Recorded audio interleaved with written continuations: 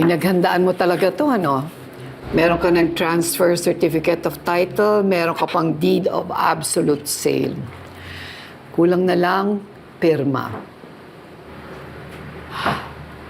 Ma, pwede ba maging realistic naman tayo?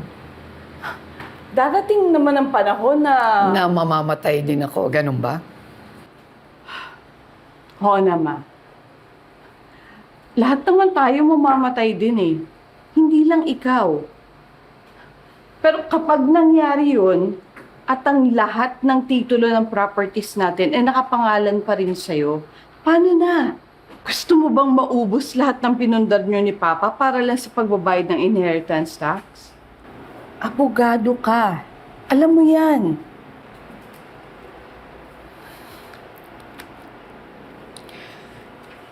Paano si Jojo?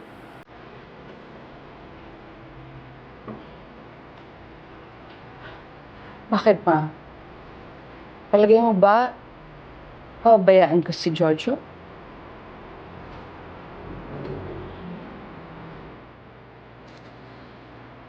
Ma, sige na. Pirmahan mo na yan. Para matapos na. Ako nang bahala sa lahat.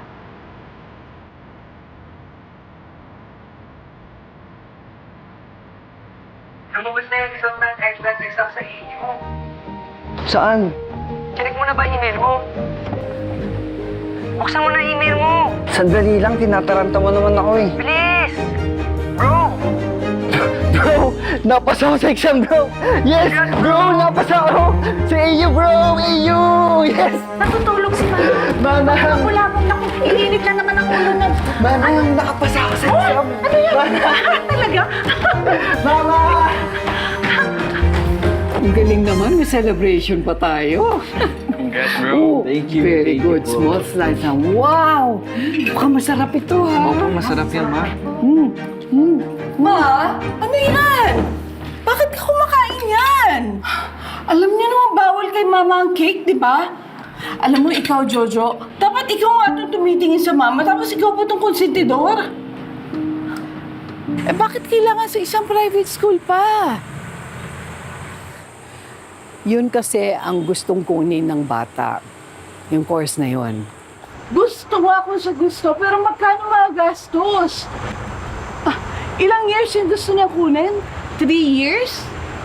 So, 3 trimesters, Ma. Neste, hindi naman pagwawaldas ng pera ang magbayad ng matrikula. Ma, haven't you done enough for him?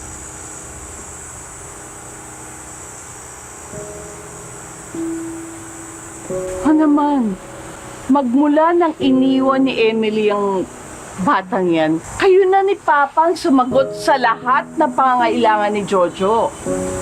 Pinag-aral niyo pa siya sa pinakamagagandang schools dito sa atin. Napakaswerte na niya. Anak ng isang trabahador at maid na Celeste. namuhay. Celeste, naririnig mo ba ang sinasabi mo? Pinalaki namin ng papa mo si Jojo na parang sariling anak namin.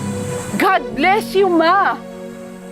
Pero kahit pagbali-baliktarin mo ang mundo, sobra-sobra na ang binigay niyo sa kanya. Ma, hindi na tama na lahat ng gusto niya ibibigay niya pa.